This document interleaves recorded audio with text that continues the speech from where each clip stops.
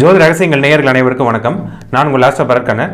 இன்னைக்கு நம்ம பெண் சாபம் பற்றிய ஒரு இம்பார்ட்டன்ட் ஒரு டாபிக் பேஸ் பண்ணி தான் பார்க்க போறோம். அது என்ன சார், பெண் சாபம் என்பது பெண்கள் சாபம் விட்டால் மட்டும் தான் அது வந்து சாபமாக மாறுமா?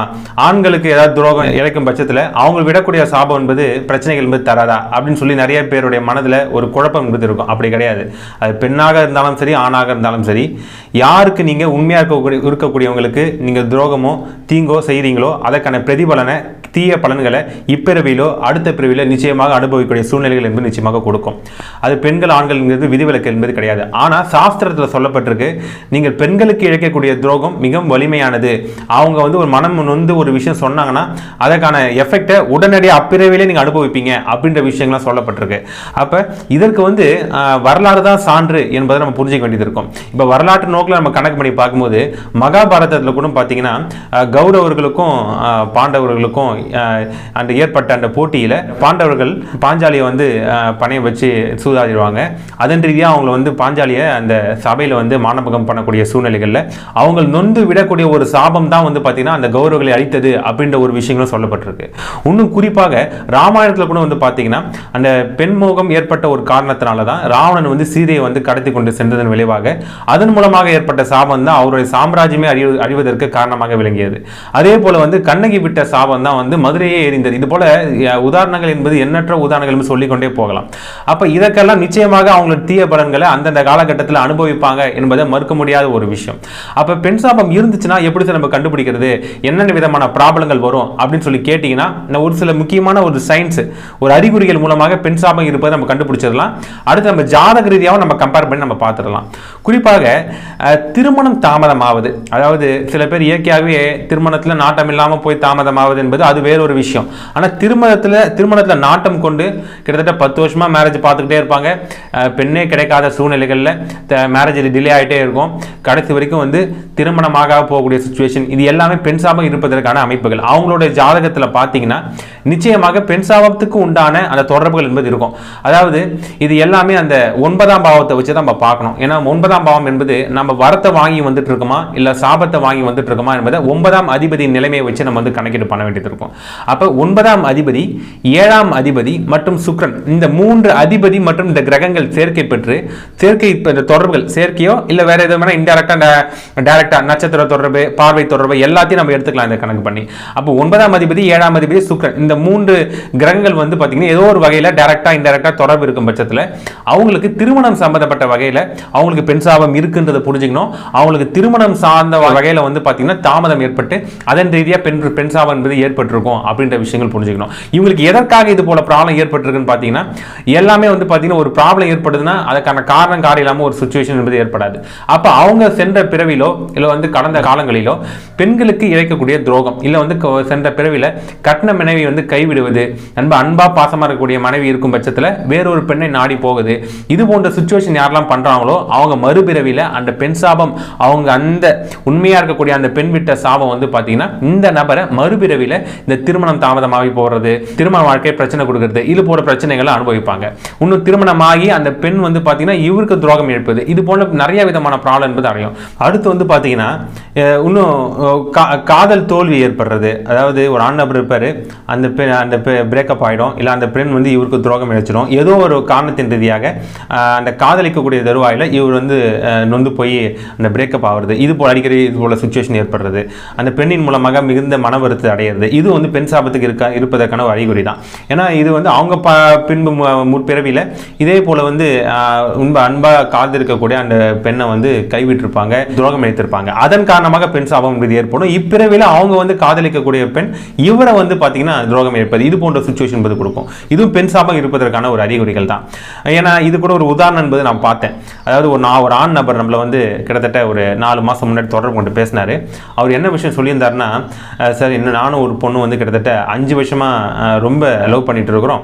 ஆனால் இப்போ திடீர்னு வந்து பார்த்தீங்கன்னா அந்த பொண்ணோட வீட்டில் யாருக்குமே தெரியாது லவ் பண்ணி நாங்கள் 2 பேர் விரும்பி இருக்கக்கூடிய சுச்சுவேஷனு. ஆனால் திடீர்னு வந்து அந்த பெண்ணுக்கு வந்து அலைன்ஸ் வந்து பார்க்குறாங்க. அந்த பெண்ணு வந்து பார்த்தீங்கன்னா உன்னை எனக்கு பிடிக்கல, உங்ககிட்ட வந்து பார்த்தீங்கன்னா அந்த இவர் வந்து ரொம்ப கொஞ்சம் பேக்ரவுண்டான ஒரு ஃபேமிலி, அதனால் உன்னோட மேரேஜ் பண்ணிக்க முடியாது, நீ வந்து கோ ஆன் பண்ணிக்கோ அப்படின்ற மாதிரி சொல்லிடுச்சு. அப்படி சொல்லணும் மன வருத்தம் பட்டு அந்த கடைசி கட்ட தருவாயில் அந்த நம்மளை வந்து தொடர்பு கொண்டு சந்திச்சார். நம்ம அவர் ஜாதத்தை பார்த்தோம். அவரோட ஜாதி இதே போன்ற ஒரு அமைப்பு தொடர்பு தான். அவர் ஜாதகத்தில் பார்க்கும்போது அந்த 9ஆம் அதிபதி 5ஆம் அதிபதி சுக்கிரன் இது போன்ற காம்பினேஷன் என்பது இருந்தது. பெண் சாபம் இருப்பதற்கான அமைப்புகள் நீங்க போன பிறவில செய்த அந்த தவற்றின் காரணமாக தான் பிறவில நீங்க இது போன்ற சுச்சுவேஷன் அனுபவிச்சுட்டு இருக்கிறீங்க. இது நடந்து போச்சு. இதுக்கப்புறம் உங்களுக்கு அமையக்கூடிய வாழ்க்கை அந்த சாபத்துக்கான விமோச்சனமும் உங்களுக்கு கிடைச்சிருச்சு. நீங்க பண்ண அந்த பாபத்துக்கு தான் பிரதிபலனை அனுபவிச்சிட்டீங்க. இதுக்கப்புறம் உங்களோட வாழ்க்கையை நல்வழிப்படுத்திக் கொள்ளுங்க அப்படின்ற விஷயங்கள் நம்ம சொல்லி அனுப்பினோம். இது போல எண்ணற்ற உதாரணம் சொல்லிக்கொண்டே போகலாம்.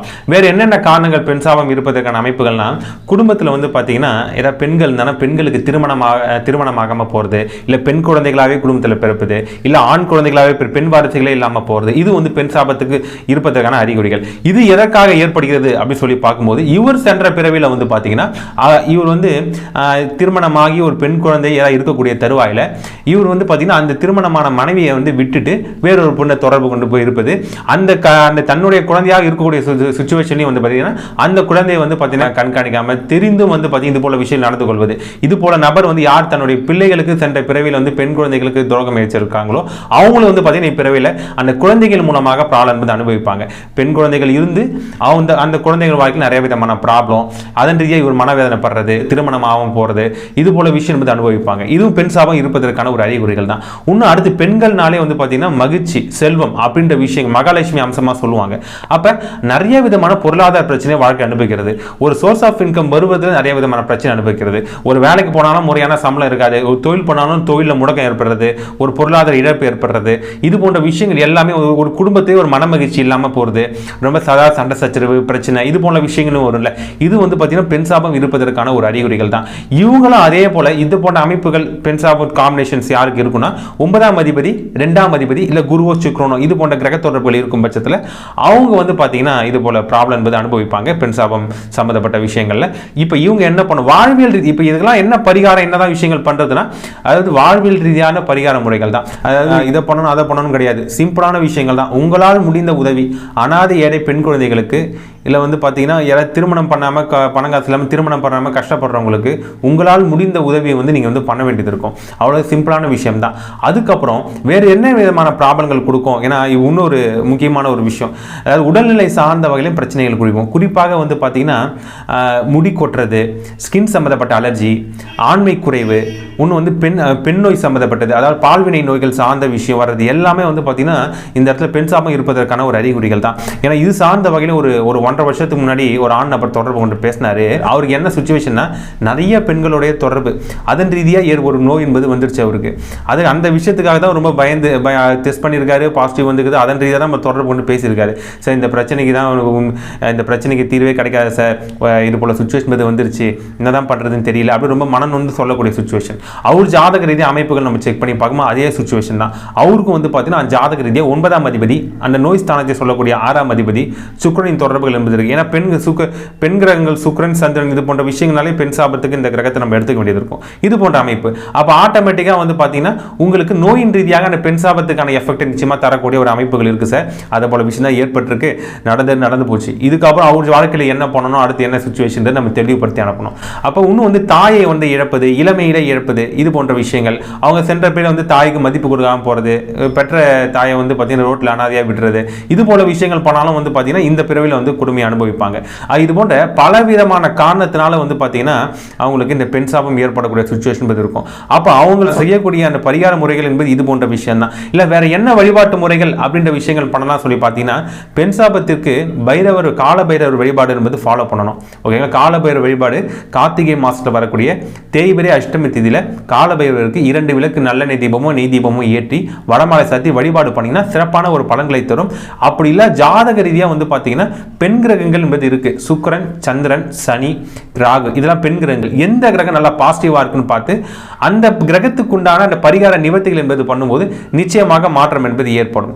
மேலும் ஜாதகம் பார்க்கணும், வாஸ்து சம்பந்தப்பட்ட கன்சல்டேஷன் நான் டைரக்டாக பார்த்து கொடுத்துட்டு இருக்கேன். ஆன்லைன் ஃபோன் கன்சல்டேஷன் கொடுத்துட்டு இருக்கேன். நல்ல நாள் நேரம் குறிச்சு கொடுக்கக்கூடிய விஷயங்கள், இன்னும் குழந்தைக்கு பேர் வைக்கிறது, பிசினஸுக்கு பேர் வைக்கிறது, எது வந்தாலும் தொடர்பு கொண்டு பேசுங்க. இன்னும் ப்ரீவியஸ் வீடியோஸ்லாம் போய் பாருங்க, பல முக்கியமான டாபிக்ஸ்லாம் போட்டிருக்கோம். திருமணம், குழந்தை பிறப்பு, வேலை வாய்ப்பு, தொழில் சார்ந்த விஷயம், பொருளாதாரம் சார்ந்த விஷயம் எல்லாமே ப்ரீவியஸ் வீடியோஸ் ஆஸ்ட்ரோ பரக்கன் அப்படின்ற பிளேலிஸ்ட் என்பது இருக்கும் என்று சொல்லி, மேலும் பல நல்ல தகவலுடன் மீண்டும் உங்களை சந்திக்கும் வரை உங்களிடமிருந்து விடைபெறுவது உங்களின் ஆஸ்ட்ரோ பரத் கண்ணன். நன்றி, வணக்கம்.